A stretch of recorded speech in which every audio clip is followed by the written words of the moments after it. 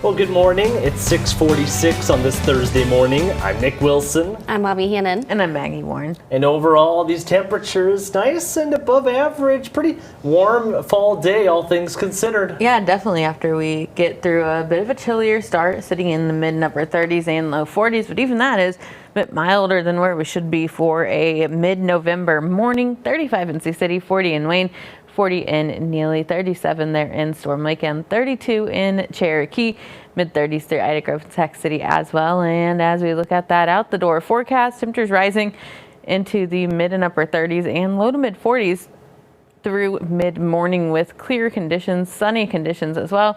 And then we see those temperatures really rising above average for the day today, mid-60s when we should be in those upper 40s. Low 70s when we should be in the upper 40s for Friday, and then low 60s instead of the upper 40s for Saturday. Getting closer and closer Sunday, and by Monday very close to seasonal, but we do have a nice little stretch above average for the next several days, and I'll have another look at your forecast coming up. Nick and Avia. Well, as of last night, the longest government shutdown in U.S. history is finally over. The federal government now funded through January, and ABC's Nicole D'Antonio has the latest. After nearly 6 weeks, the government shutdown has finally come to an end. The motion is adopted. House lawmakers returning to Capitol Hill for the first time in 54 days, narrowly passing a funding bill to fund the government and send the bill to President Trump's desk for his signature. So I just want to tell the American people, you should not forget this. When we come up to midterms and other things, don't forget what they've done to our country. Donald Trump and Republicans made the decision to shut the government down, the longest shutdown in American history. Would rather do that than provide health care that's affordable to working class Americans. A majority of Democrats voting against the bill, raising the alarm that the bill does not include Democrats' key demand to extend Obamacare subsidies and keep insurance premiums from skyrocketing for millions. This morning, a new AP NORC poll shows 65% of Americans disapprove of the president's handling of health care, while 62% of people disapprove of the way Trump is handling his job as president overall. As the government reopens, experts warn it will take time to return to normal, including funding for SNAP, the federal food assistance program that feeds some 42 million Americans. And the U.S. Transportation Secretary says it will take days before air traffic will return to normal at the nation's airports. Hundreds of thousands of federal workers will also get back pay, but federal contractors like Willie Joe Price won't be one of them. It's hard. In the process during this shutdown, my car broke down.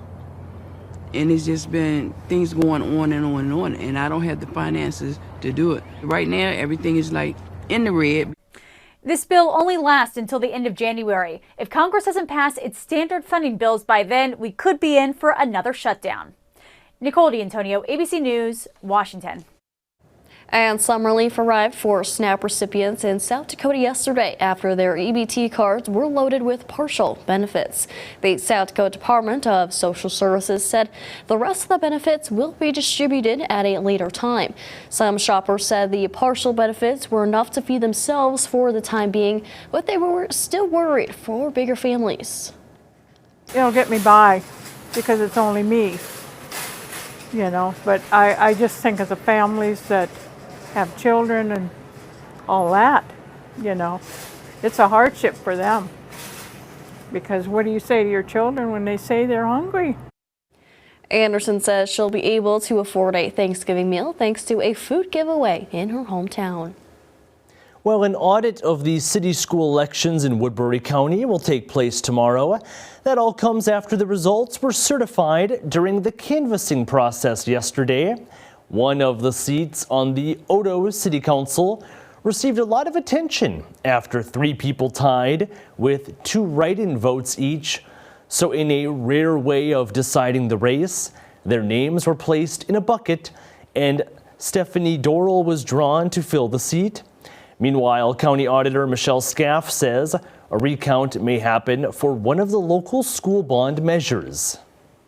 So we have 3 days after the canvass for a petition to be filed to do a recount. So Sergeant Bluff, there has been some questions about that from individuals, and there is a potential of us getting a petition to a recount.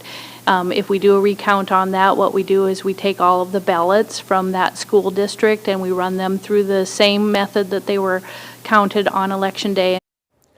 Election officials say there were 10 provisional ballots from Election Day. Out of those, 8 were accepted and 2 were rejected. 4 absentee ballots were also not counted because they arrived after the 8 p.m. deadline on Election Day. Well, meanwhile, nominations are now open for KCAU-9's 2026 Remarkable Women Contest. That's right. So if you know a woman who's making a difference in her community, well, we want to hear her story. You can find the nomination form on our website, siouxlandproud.com. Just click on Nominate a Remarkable Woman under the Contest tab. All right, it's Thursday morning, so that means it's time for Celebrating the Nines. And we have just one number 9 birthday to celebrate this week, so let's get started. That means our winner this week is Quinn, who turned 9 on November 1st. Quinn has won a $25 gift card to Alfredo's Pizza. Congratulations and happy birthday, Quinn. And remember, if you want to celebrate your 9s with us, it's easy. Just go to siouxlandproud.com and click on Celebrate the 9s under the Contest tab to enter by Tuesdays at noon. Well, sure hope Quinn enjoys that pizza at Alfredo's. Who doesn't like pizza on their birthday? I know, it's a classic staple. You have to get pizza. Yeah. And I gotta say, that cake behind her looked really good. Yeah, for sure. All right, well, now it's time we meet today's Stray of the Day. Every day we share a pet picked up by Sioux City Animal Adoption and Rescue who's waiting to go home. That's right, and this is DJ, a 4 to 5 year old female Husky Labrador mix. She was originally adopted from the rescue 4 years ago, but had to be returned recently due to no fault of her own. The rescue says she's an absolute sweetheart who gets along well with people of all ages. She's gentle and loyal and just wants to find a new home. DJ is available for adoption now. If you lost your pet, you're looking to adopt, or you would like to sponsor a pet for adoption like DJ, then you can visit the rescue's website. Head over to SiouxCityAnimalRescue.com. Well, DJ doesn't seem to have much of a poker face. Looks like she's showing all her personality right there in that photo. I think that's one of the best pictures that we've gotten for Stray of the Day, with the smile, the tongue out. She looked just very happy to be having her picture taken. Her tail might have been wagging too in that photo. Absolutely. Maybe she's this excited about the warm weather we're supposed to be getting tomorrow. Could be, yeah. And today. We're seeing some warm weather today too. A pleasant morning already. Beautiful sunrise on that Ho Chung Center camera. And we do see those temperatures sitting in the 30s and 40s. 37 in Storm Lake, 29 in Spencer, 35 there in Sioux City, and 40s through Wayne and Neely. 44 even in Vermilion now with some light winds. We're seeing a bit of a wind chill. 42 in Vermilion, 33 there in Norfolk, and 35 in Wayne. Feeling like 24 in Spencer and 27 in Esterville. Meanwhile, 28 the wind chill in Sioux City. Again, those winds rather light though, between 5 and 10 miles an hour. That only exception up there in Orange City where they sit at 14, and Storm Lake at 11 miles an hour. High pressure sliding through. That's cleared out any cloud cover that we had for yesterday, and we'll continue to see those clear conditions through our day today. Sunshine through our Thursday, looking beautiful and warm.